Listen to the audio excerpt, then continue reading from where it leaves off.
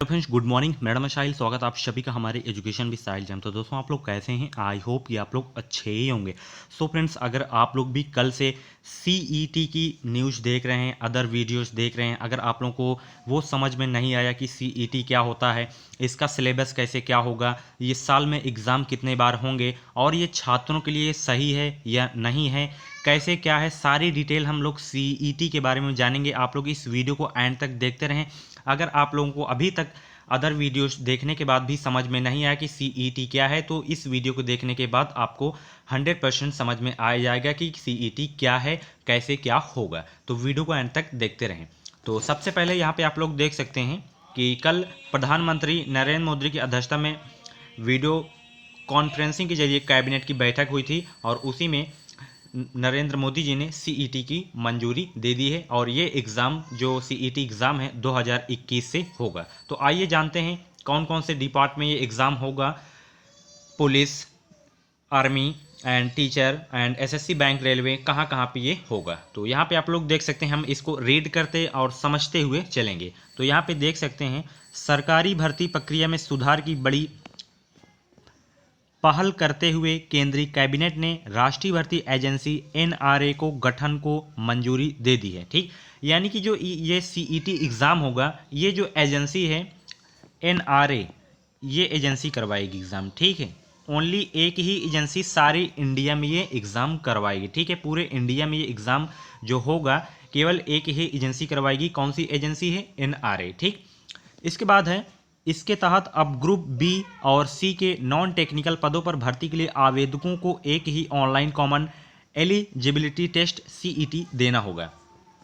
इसका मतलब ये है कि ग्रुप बी और सी, यानी कि अभी केवल 3 ही डिपार्ट में दिया गया है, जैसे एसएससी, बैंक, रेलवे। जैसे कि इनमें एग्ज़ाम होते थे, प्री मेंस इंटरव्यू होते थे, बैंकिंग में होते थे, एसएससी में होते थे, रेलवे में, तो उनमें अब ये वो नहीं होगा, प्री आपका नहीं होगा। अगर आप लोग सीईटी क्लियर कर लेते हैं तो आप लोग, जैसे उसमें जो बैंकिंग में होता है तो मेंस होता है प्री के बाद, तो आप लोग डायरेक्ट मेंस में बैठ सकते हैं। जैसे बहुत से एग्जाम में प्री के बाद डायरेक्ट इंटरव्यू होते हैं, तो अगर आप लोग सीईटी क्लियर कर लेते हैं तो आप लोग डायरेक्ट इंटरव्यू में जाएंगे। आपको बार बार प्री नहीं देना होगा। जैसे एसएससी में सीएचएसएल हो गया, एमटीएस हो गया, सीजीएल हो गया, तो ऐसे रेलवे में हो गया, आरआरबी हो गया, तो कई एग्ज़ाम होते हैं रेलवे में भी। तो आपको बार बार प्री में भटकना नहीं पड़ेगा, आपको डायरेक्ट सीईटी की प्रिपरेशन करना होगा। अगर आपका इसमें अच्छा नंबर आ जाता है तो आप लोग डायरेक्ट जो group C and group B की वैकेंसीज निकली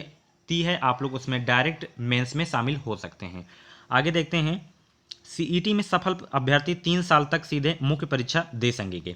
जो सीईटी की वैलिडिटी है ये 3 ईयर की है। ठीक है, 3 साल, अगर आप लोग इसको पास कर लेते हैं तो 3 साल आपकी वैलिडिटी रहेगी। जैसे आपका सी टेट होता है, ये टीचर में होता है, एंड टेट होता है, इसमें भी 3 ईयर, इसमें तो 5 साल की वैलिडिटी रहती है, बट इसमें जो रहेगी 3 ईयर की रहेगी। ठीक, अगर आप लोग एक बार सीईटी को क्लियर कर लेते हैं तो 3 साल आप लोग मेंस की परीक्षाएं दे सकते हैं। ठीक, उसके बाद हम लोग बात करते हैं, प्रधानमंत्री नरेंद्र मोदी की अध्यक्षता में बुधवार को हुई कैबिनेट की बैठक में यह फैसला लिया गया कि एनआरए के लिए सरकार ने 1517 करोड़ रुपए आवंटित किए हैं, जिसे 3 साल में व्यय किया जाएगा। केंद्रीय मंत्री प्रकाश जावड़ेकर और डॉक्टर जितेंद्र सिंह ने बताया है कि एनआरए के गठन को मंजूरी के साथ ही इसमें फिलहाल 3 भर्ती बोर्डों, जैसे रेलवे भर्ती बोर्ड आरआरबी हो गया, एंड कर्मचारी चयन एसएससी हो गया, एंड बैंकिंग कर्मचारी चयन संस्थान आईबीपीएस को शामिल किया गया है। ठीक है, अभी मैंने आपको बता दिया है कि 3 ही सेक्टर में ये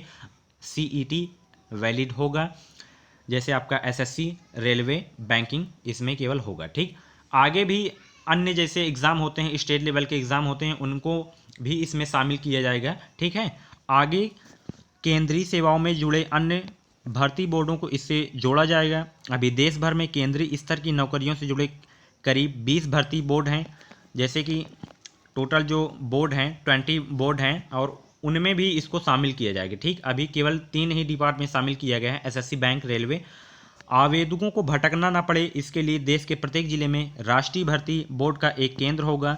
ज़्यादा उम्मीदवार की संख्या होने पर इन केंद्रों की संख्या 1 से ज़्यादा भी हो सकती है। इसके तहत पहले चरण में देश में 1000 परीक्षा केंद्र खोले जाएंगे। उद्देश्य यह है कि खासकर महिलाओं को और दूर दराज के क्षेत्रों के आवेदकों को आसपास ही सुविधा हो। यानी कि जो अभी सेंटर खोलने की अनुमति मिल रही है केवल 1000, ठीक।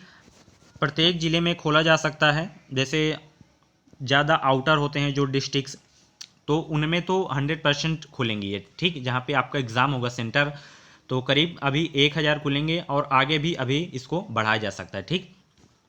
जितेंद्र सिंह ने कहा कि इसे लेकर राज्यों से जल्द ही बात करेंगे। इच्छुक राज्य एनआरए के साथ MOU साइन कर उसके जुड़े कर सकेंगे।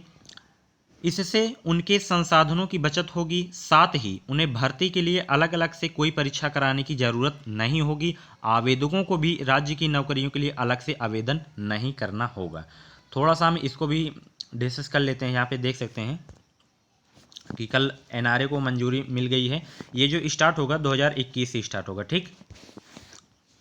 अब ये बात आती है कि इसलिए इसकी ज़रूरत क्यों पड़ी, ठीक। CET की ज़रूरत क्यों पड़ी, ठीक। यहाँ पे आप लोग देख सकते हैं, अभी सरकारी नौकरी के लिए अभ्यर्थियों को एक जैसी पात्रता की शर्तें होने के बावजूद अलग अलग भर्ती बोर्ड परीक्षाओं में शामिल होना पड़ता था। इससे अभ्यर्थियों पर परीक्षा के फीस से लेकर अन्य कई खर्चों पर दबाव पड़ता है। कई बार परीक्षा केंद्रों पर आना जाना भी बड़ी चुनौती होती है। प्रत्येक परीक्षा में औसतन 2.5 से 3 करोड़ अभ्यर्थी बैठते हैं। CET से अभ्यर्थियों और विभिन्न सरकारी विभागों पर खर्च कम होगा और व्यवस्था आसान होगी। तो सही बात है, एक तरह से स्टूडेंट के लिए सबसे अच्छी बात है, क्योंकि जैसे SSC में 3 से 4 प्रकार के एग्ज़ाम होते हैं, CHSL, MTS, CGL वगैरह एग्ज़ाम होते हैं। तो उनमें सबको प्री के लिए साल में तीनों के लिए तो जाना पड़ता है। जो SSC की तैयारी करते हैं तो उनको तो प्री तो देना ही होगा पहले। तो अब आपको केवल CET ही क्लियर करना होगा, वो भी अपने ही ज़िले में एग्ज़ाम देना होगा, बाहर नहीं जाना पड़ेगा, बार बार आपको फीस नहीं कटानी पड़ेगी, आपके पैसे भी बचेंगे, टाइम भी बचेंगे और आपकी तैयारी भी अब अच्छी से हो सकेगी, ठीक। तो सिलेबस के बारे में हम लोग अगर डिस्कस करें तो सिलेबस अभी ऑफिशियल नहीं आया है। अभी सिलेबस थोड़ा चेंज हो सकता है, क्योंकि इसमें का जो पैटर्न है अभी 3, जैसे banking and SSC and railway, तो इनमें का थोड़ा सिलेबस पैटर्न काफ़ी चेंज है। तो अभी ऑफिशियल सिलेबस आपका नहीं आया है, आ जाएगा, जल्द ही आएगा, तो मैं आप लोगों को जरूर सूचित करूंगा, वीडियो लेकर आऊँगा। अब बात ये आती है कि साल में ये कितने बार होगा एग्ज़ाम। तो देखिए, आपका साल में ये 2 बार एग्ज़ाम होगा। आप लोग 2 बार एग्ज़ाम दे सकते हैं। हर बार आप लोग एग्ज़ाम दे सकते हैं। जैसे CTET, टेट होता है, अपना स्कोर बढ़ा सकते हैं, इसलिए आप लोग इस टेस्ट को साल में 2 बार दे सकते हैं। आपकी जो एक बार क्लियर कर लेते हैं तो 3 साल के लिए वो वैलिड होगा, ठीक। और ये छात्रों के लिए सही है या नहीं है, तो मेरे हिसाब से तो ये छात्रों के लिए बहुत ही सही है। मेरे हिसाब से और सेक्टरों में इसे लाना चाहिए। जैसे आपका स्टेट में पुलिस हो गया, ठीक, टीचर हो गया, तो उसमें भी इसे लागू करना चाहिए। हालांकि लागू होगा, अभी तो ये 2021 से केवल 3 सेक्टरों में लागू होगा, SSC, बैंक, रेलवे। तो मैं भी चाहता हूँ कि अदर सेक्टर में भी ये लागू हो CET, क्योंकि बहुत ही अच्छा है। केवल इसी एग्ज़ाम की प्रिपरेशन करनी होगी। बाकी जैसे पुलिस में हो गया, फिजिकल वगैरह होते हैं, अगर आप लोग CET क्लियर कर लेंगे तो आपको केवल फिजिकल देना पड़ेगा।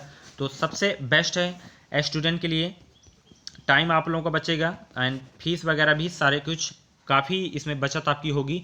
तो आप लोगों को केवल CET की ही प्रिपरेशन करनी होगी। साल में 2 बार एग्ज़ाम होगा। अभी सिलेबस आपका नहीं आया हुआ है, ऑफिशियल सिलेबस आएगा तो मैं आप लोगों को ज़रूर इन्फॉर्मेशन दूंगा। तो वो सिलेबस आपको पता कैसे चलेगा, आपको हमारे चैनल को सब्सक्राइब करना होगा और बगल में बेल आइकन को प्रेस करना होगा, क्योंकि मैं अपने चैनल पे ऐसी ही वीडियोस लाता रहता हूं जिसका नोटिफिकेशन आपको सबसे पहले मिल सकेगा। अगर आप लोग BEd एंट्रेंस एग्ज़ाम का दिए हैं 9 अगस्त को, आगे की जानकारी नहीं पता है तो आप लोग चैनल को सब्सक्राइब करें, बेल आइकन को प्रेस करें, क्योंकि मैं अपने चैनल पे UP BEd से रिलेटेड वीडियो लाता रहता हूं जिसका नोटिफिकेशन आपको सबसे पहले मिल सकेगा। तो चलिए मिलते हैं नेक्स्ट वीडियो पे, तब तक थैंक्स फॉर वॉचिंग। जय हिंद, वंदे मातरम। चैनल को सब्सक्राइब करना ना भूलिएगा।